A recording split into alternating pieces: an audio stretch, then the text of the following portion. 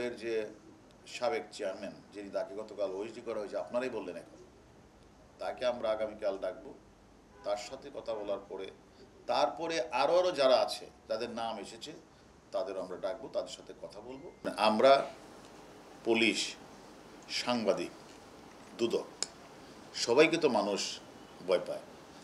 এখন আমরা যখন কারো পক্ষ থাকি সে মানুষগুলি কিন্তু তারা কিন্তু সাহস করে যে কোনো কাজ করতে।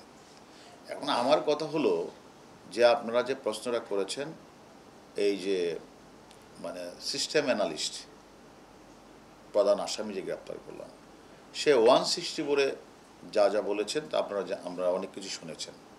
এখন আমরা মনে করি যে এখানে যাদের নামে এসেছে তাদেরকে প্রত্যেককে আমরা পর্যায়ক্রমে ডাকবো। আগে আমাদেরকে একটু বোর্ডের যে সাবেক চেয়ারম্যান যিনি তাকে গতকাল ওএসডি করা হয়েছে আপনারাই বললেন এখন, তাকে আমরা আগামীকাল ডাকবো।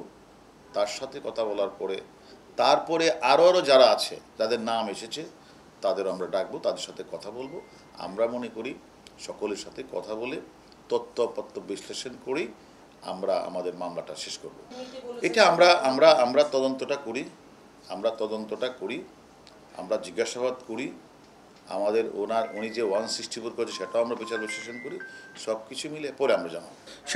এটা তো সবসময় থাকে। আমরা যদি কাউকে জিজ্ঞাসাবাদ করে যখন আনি আর যদি আমাদের কাছে তথ্যপত্র থাকে, বিচার বিশ্লেষণে যদি মনে হয় এই ঘটনার সাথে কেউ জড়িত, তার বিরুদ্ধে অবশ্যই আইনগত ব্যবস্থা গ্রহণ করা হবে।